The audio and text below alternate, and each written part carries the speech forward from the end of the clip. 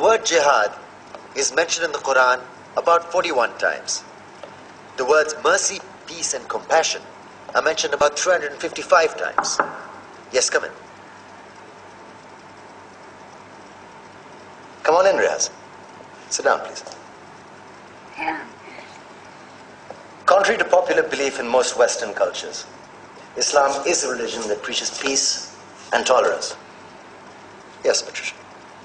If Islam truly is a religion that preaches peace, then how come the world's most troubled spots, the West Bank, Afghanistan, Pakistan, Iraq, they're all plagued with Islamic terrorism? Well, that depends on your definition of terrorism. Some might argue that the U.S. invasions of countries like Iraq and Afghanistan are also acts of terrorism. No, those were acts of war to get rid of despotic regimes. Or a means of getting at a country's oil. Conspiracy theories. Well, May I? Yes, please. Go ahead, Riaz. Mr. Khan is right. I mean, if we're talking about terrorists, the world's biggest terrorists are the white superpowers. Come on now. No, really, stop and think about it. Explain 9/11. Okay. Do you know how many people died in the Twin Towers strike? Around 3,000. And do you have any idea how many people died in the bombing of Afghanistan? Take a wild guess.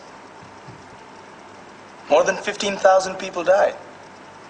And that's just conservative figures. About 50,000 tons of explosives were dropped on innocent civilians.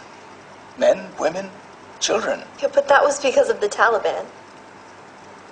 Now that you brought it up, did you know that the Taliban was a creation of the CIA to fight the Russians? Whatever. They were still harboring terrorists. Yeah, right. Terrorists that were never found. Just like the weapons of mass destruction that were never found in Iraq. Do you want to get into the death toll in Iraq? 500,000 civilians and counting. And what do Britain and America say when they don't find these weapons? It's simple. They just say sorry. And still refuse to relinquish control of these countries. What are you trying to say? What I'm trying to say is that just because you're American, wear a fancy suit, and call yourself the president, doesn't make you any less of a terrorist. I'm saying that if you don't stop meddling in other people's countries, you will face a backlash. If Muslims like you feel that way, then why don't you get out of our country? We will.